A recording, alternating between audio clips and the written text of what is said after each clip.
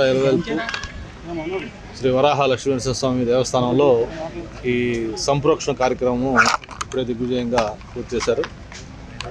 మనందరూ కూడా తెలుసు, ఏదైనా సంపూర్ణ గ్రహణాలు లేకపోతే ఏదైనా అనుకోని అపచారాలు పొరపాటు జరిగినప్పుడు సంప్రోక్షణ కార్యక్రమం ద్వారా దేవుని సన్నిధితో పాటు ఈ పరిసరాలంతా కూడా శుద్ధి చేసి మనం చేసిన పాపాలకు పరిహారం ఆ సంప్రోక్షణ కార్యక్రమం చేస్తాం.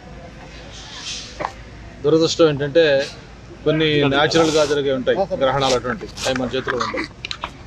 కానీ గత పాలకుల తప్పిదాలు వాటా పాప పరిహార్థం ఈరోజు సింహాచల దేవస్థానంలో ఈ సంప్రోక్షణ కార్యక్రమం చేయాల్సి రావడం నిజంగా చాలా సిగ్గుపడాలి, బాధపడాల్సిన విషయం.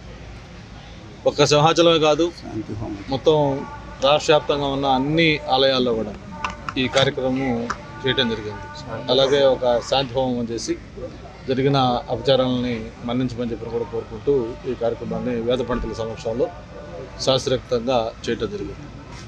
మనం చూస్తూ ఉన్నాం, మన హిందువుల యొక్క వైదిక సాంప్రదాయాల ప్రకారం మనకి దేవుడు అంటే ప్రాణంతో సమానం.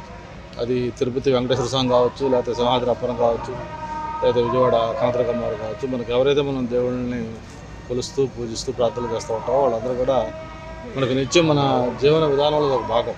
నిధులేసి దగ్గర వెంటనే గోవిందాను, శ్రీరామాను, లేకపోతే ఓం శ్రీమాత్రే నమహాను, రకరకాల వాళ్ళ నమ్మకాలతో వాళ్ళు చేసుకుంటూ ఉంటాం. అటువంటి భక్తుల మనోభావాలు దెబ్బతినే విధంగా మరి దీన్ని నిర్లక్ష్యం అనాలా, లేకపోతే అహంకారం అనాలా, లేకపోతే ఆ కొవ్వు ఎక్కువ తినాలా నాకు అర్థం కట్టదు. కానీ చేసిన తప్పు మాత్రం మామూలు తప్పుతం కాదు.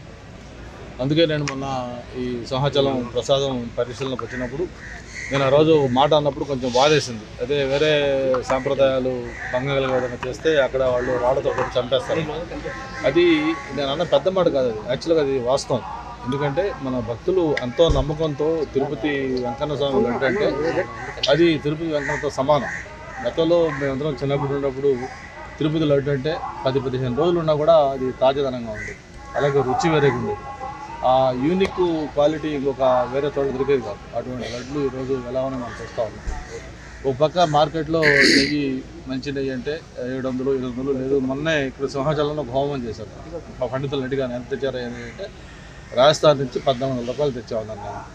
మరి అటువంటిది సింహాచలం దేవస్థానానికి 345 రూపాయలకి నెయ్యి సప్లై చేస్తూ ఉంటే అది ఎటువంటి నెయ్యో కూడా చూసుకోలేని పరిస్థితిలో ఆ రివర్స్ టెండర్ అనే ఒక మాయలో పడి దాంట్లో త్వరలోనే నిజానిజాలు బయటకు వస్తాయి. అలాగే ఉప ముఖ్యమంత్రి గారు అయితే మరీ కొంచెం ఎక్స్ట్రీమ్గా ఆయన ఎమోషనల్గా దేవుడు అంటే భక్తి కాబట్టి ఆయన ఎప్పుడు నిత్యం దాంట్లో ఉంటాడు కాబట్టి ఆయన ఒక ప్రాయశ్చిత్త దీక్ష దాదాపు 11 రోజుల పాటు ఆయన స్వయంగా ఆ దీక్ష చేస్తూ మొత్తం తిరుపతి కొండకి నడిచి అక్కడ దేవుడి దగ్గర మొక్కు తెచ్చుకుంటారని చెప్పని ఆయన చేస్తూ ఉన్నారు. ఆయన దీక్షకు మద్దతుగా ఈరోజు రాష్ట్ర వ్యాప్తంగా కూడా జనసేన ఎమ్మెల్యేలు కావచ్చు, మిగతా సపోర్టర్స్ కావచ్చు, అందరూ కూడా కావచ్చు, వాళ్ళందరూ ఆ దీక్షకు మద్దతుగా ఇక్కడ ప్రాంతాల్లో కూడా దీక్షలు చేస్తూ ఉన్నారు.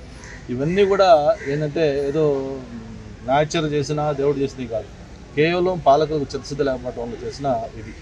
ఇప్పుడు కూడా నేను ఇప్పుడు రాజకీయాలు మాట్లాడకూడదు, కానీ ఏదైతే గతంలో పరిపాలించిన వైఎస్ఆర్ పార్టీ, ఆ పార్టీ చీఫ్ ఒక తప్పు జరిగింది, ఎందుకు జరిగింది, ఎలా జరిగింది అని పరిశీలించుకుందాం, దీన్ని సరిదిద్దుకుందాం, భవిష్యత్తులో ఇలాంటి జరగకుండా అందరం కలిసి కృషి చేద్దామని చెప్పాల్సిన బాధ్యత మర్చిపోయి సిగ్గు లేకుండా మళ్ళీ రాజకీయం మాట్లాడుతూ ఉన్నాం. ఇది ఏది కాదు, అది కాదు, మేం కాదు, గతంలో జరిగింది అంటే అసలు ఎంత ఇర్రెస్పాన్సిబుల్గా మాట్లాడుతున్నాయంటే అతను ఒక పొలిటికల్ పార్టీ నడవడానికి కూడా మోరల్గా అర్హుడు కాదు అనిపించే విధంగా ఈరోజు మాట్లాడుతూ ఉన్నాం.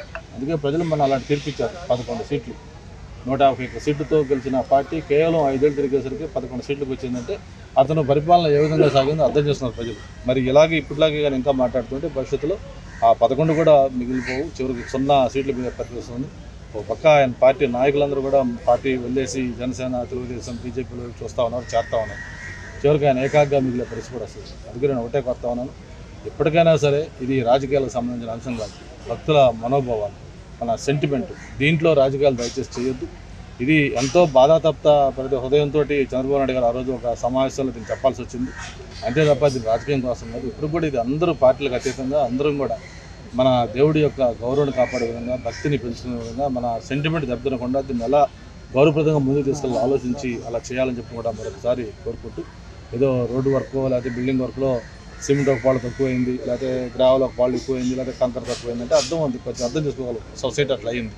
కానీ దేవుడు పెట్టే నైవేద్యం, ఆయన గర్భగుళ్ళకి ఇచ్చే దీపాలు, వాటిల్లో కూడా కల్తీ చేస్తున్నారంటే ఇది క్షమించరన్నారు. అందుకే ఈ సంరక్షణ కార్యక్రమం, దీంట్లో రమేష్ బాబు గారు అలాగే గణబాబు గారు అందరూ కూడా పాల్గొని ఆ సంరక్షణ కార్యక్రమం అలాగే శాంతి హోమంలో పాల్గొనడం జరిగింది. ఆ దేవదేవుడు అందరినీ క్షమించి మరి అందరికి కూడా మంచి కలిగించాలని